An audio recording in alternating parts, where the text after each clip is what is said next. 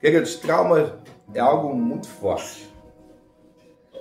Traumas, ele está totalmente relacionado a sua parte mental, e ela ocupa um espaço muito grande na sua alma. Ela ocupa um espaço muito grande na sua alma, queridos. Essa parte, ela fica guardada eternamente.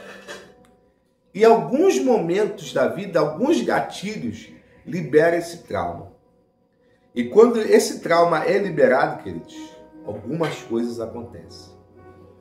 Ou uma depressão muito forte, ou uma ansiedade agressiva, uma desmotivação, crise de pânico. Ela desencadeia muita coisa. Além disso, ela desencadeia uma opressão maligna para fazer com que você fique atormentada por esses traumas. Traumas, queridos, pode ser qualquer coisa.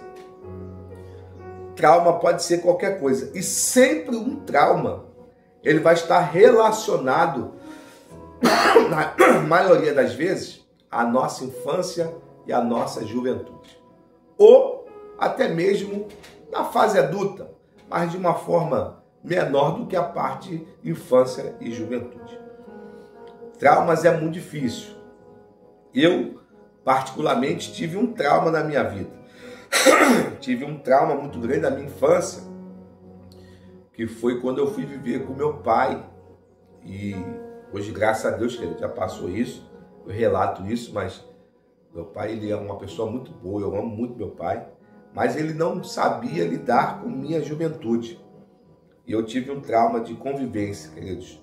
Fui morar numa casa que não era nossa, e eu passei ali o pão que o diabo amassou. Mas eu amo meu pai por isso, não deixo de amar meu pai. Esse é um trauma que eu gerei. É um trauma que eu fiquei porque eu sofri bastante, queridos. Muito, sofri muito. E hoje, eu já falei no vídeo 4 horas, né?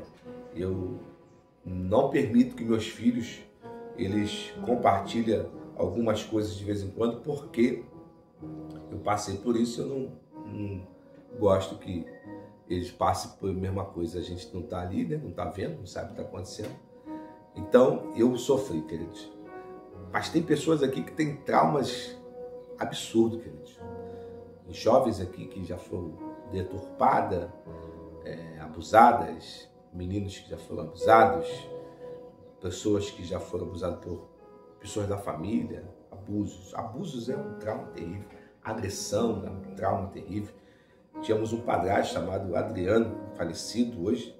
Ele causou um impacto muito grande na minha família, na minha casa. Esse homem, ele veio para causar um impacto.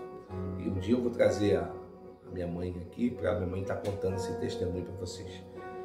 Mas ele trouxe um impacto muito negativo na minha família. Tanto da minha mãe, da minha avó, da nossa vida. Minha irmã Gabriela sofreu, minha irmã mais velha, sofreu demais. Ela teve um trauma muito ruim, entendeu? Minha mãe, então, misericórdia, como sofreu. O homem agressivo. A gente teve uma infância bem difícil também. Mas o trauma, ele funciona dessa maneira. Olha o que a apostila vai dizer. Alguns traumas talvez estejam fazendo você se sentir culpado, impedindo de conhecer Deus inteiramente. O trauma, ele vai fazer isso, tá, querido?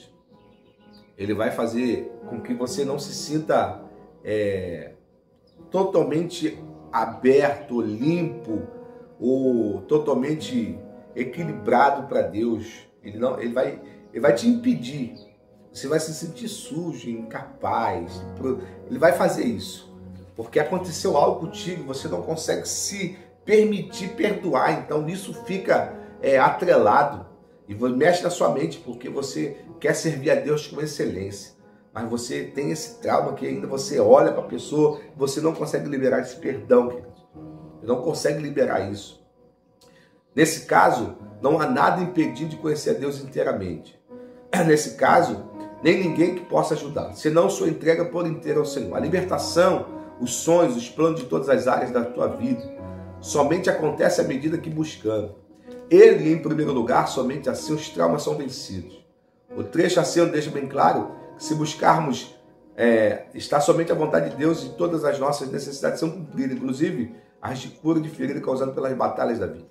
Contudo, não devemos ser interesseiros ficando junto ao Pai somente por causa de bênçãos, mas sim pelo desejo de intimidade com Ele. Para vencer a fraqueza e os traumas, precisaremos permanecer ao máximo à presença de Deus. Outro mundo contribuirá para o nosso crescimento. O nosso coração precisa estar vivendo completamente, verdadeiramente a adoração. Como se faz isso? Reconhecendo nossas limitações e traumas. E decidindo por pedir a Ele ajuda e superar impedimentos que nos atrapalham a estar mais perto dEle. Se você pede ao Senhor uma determinada bênção há um ano, mas ela nunca vem, levo você a refletir que Ele está podendo estar esperando sua atitude, uma busca sincera por Ele. Deus pode estar analisando. Meu filho está pedindo-me uma busca, uma bênção. Deixe-me ver se o seu coração, se eu der o carro que ele está pedindo, vai permanecer na minha presença, ou se vai sair. É só uma pergunta, um exemplo que ele está usando. Primeiramente, eu devo estar com o coração completo, e é necessário andar por mais tempo de ônibus, deixar suas ilusões do mundo. Afinal, me preocupo com a alma dele em primeiro lugar. Quando a sua fé amadurecer na importância de depender de mim totalmente, aí sim darei o que ele pede. E assim, irmão, Deus deixa sempre examinar os nossos corações, para então nos conhecer, nos conceder alguma bênção. Vai ter uma passagem também, olha que interessante.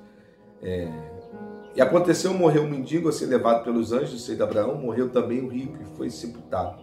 No inferno, estando em tormento, levantou os olhos e viu longe Abraão e Lázaro no seu seio. Então, clamando, disse: Pai Abraão, tem de misericórdia de mim. Manda Lázaro que molhe em água, ponta do dedo, me refresca a língua, porque estou atormentado nessa chama. Disse, porém, Abraão: Filho, lembra-te que recebeste os teus bens em vida, Lázaro igualmente os males. Agora, porém, aqui está consolado e tu em tormentos. No episódio acima está claro que para ter riqueza da vida não é mostrar de estar em comunhão com Deus. Aquele que prioriza a riqueza do mundo, não cuidando da busca de salvação, recebe de si a sua recompensa. Quando morrer, viverá para sempre e os tormentos do inferno. Mesmo porque bens materiais não garantem a felicidade de ninguém. Então, concluímos que, se abençoado, não tem nada a ver com o fato de muito dinheiro e nem quer dizer que as pessoas estejam dando no caminho de Deus ou que Ele se agrade da sua conduta. O Senhor permite a cada um seguir as suas prioridades, com Ele ou sem Ele. Queridos, a apostila ela vai relatar algo muito interessante, queridos. Porque como que você consegue se achegar ao Senhor, querido? Como que você consegue, na sua plena vontade, ter essa comunhão com o Senhor? Porque algumas coisas não estão desprendendo da sua vida, querido. Porque existe sempre uma culpa por detrás de um trauma. Existe sempre uma culpa. E a culpa sempre é do não liberar perdão. Ou de não conseguir trabalhar isso em você. Tem pessoas, queridos, que têm uma dificuldade imensa de pedir perdão. Muito. Tem pessoas que têm uma dificuldade imensa de se rebaixar. Tem pessoas que têm orgulho a tanto que ela não consegue firmar e sair da palavra dela: me perdoa. Não consegue. Tem pessoas que guardam isso. Isso, ela conseguiu pegar essa parte, colocar dentro de uma caixinha lá do coração, e ela vai viver eternamente. Só que essa caixinha está guardadinha lá. E algumas coisas não vão se romper na vida dessa pessoa, porque está guardada na caixinha. Ela conseguiu guardar na caixinha, mas ela não conseguiu resolver o problema. O problema, queridos, ele precisa ser resolvido. Não adianta que você vai buscar a pessoa que causou um trauma para você chegar para a pessoa e ela vai pedir perdão. Você precisa se tratar nisso. E como a gente consegue se tratar desse trauma, queridos? É você enfrentando ele. Quer ver uma história pequena, básica? A pessoa tem medo de barata. Porque um dia a mãe jogou barata em cima da pessoa e a pessoa ficou com trauma da barata. Isso é real, tá, querido? Isso acontece. Aí a pessoa vê barata, ela quase morre, ela quase infarta. Tem pessoas que infartam a carne de barata. Porque o trauma da mãe, a mãe colocou medo na pessoa por causa daquela barata. E aí, queridos, ela vai ter que enfrentar essa barata um dia. Um dia ela vai ter que enfrentar. Um dia ela vai ter que pegar o chinelo e bater na barata. E dizer: eu estou te vencendo. Querida, é a mesma, essa analogia é a mesma para uma culpa. Você vai ter que enfrentar as guerras. Você vai ter que enfrentar. Você vai ter que enfrentar as batalhas, queridos. Queridos, você vai ter que enfrentar quem um dia te causou mal. Não tem jeito. Você vai ter que permitir liberar. Você vai ter que se permitir liberar. Você precisa começar a liberar aquilo que está... Não adianta tu querer guardar numa caixinha e levar até a sua morte. Não adianta. Vai requerer de ti. Libere. Comece a trabalhar isso em você. Comece a parar de se culpar por causa disso e enfrentar. Senhor, eu estou te entregando. Falamos de entrega na aula passada. Começa, Senhor, eu estou te entregando. Senhor, eu estou te entregando. Deixa quando eu olhar para a pessoa, eu não olhar com um olhar de rancor, mas eu dar paz. Ou eu seguir o caminho, isso não me causar mal. Tem pessoas que são mal até hoje, são aprisionadas até hoje por causa de traumas, queridos. Da infância, da juventude, traumas terríveis. Tem gente que tem trauma da mãe, porque a mãe bateu demais, porque apanhou demais, porque sofreu e tem raiva, ódio da mãe, queridos. Libere o perdão, trabalhe isso em você, começa a se modelar para isso, queridos. Começa a se tratar para isso. Começa a entender, queridos, que isso não pode te parar. Isso não pode te parar, queridos. Esta ação não pode paralisar você. Isso não pode te destruir. Isso não pode te bloquear. Sabe por que não pode te bloquear, queridos? Porque Deus permitiu que isso acontecesse, queridos, para lhe fazer forte. Né? Para lhe fazer forte. Sabe por quê para lhe fazer forte? Porque tem milhões de pessoas passando o que você está passando. E você precisa dar a chave da vitória para essa pessoa. E não adianta você guardar a caixinha, que a caixinha não vai resolver nada. Você precisa enfrentar. Eu fui pregar uma filial que a gente tinha aqui da Nova Brasília, numa conferência de jovem. Eu contei meu testemunho. Acabei de pregar, Deus me deu uma palavra forte, contei meu testemunho nessa conferência. E quando eu acabei de contar meu testemunho, eu olhei para todos, ninguém sabia do meu testemunho. Ninguém, eu não tinha contado para ninguém.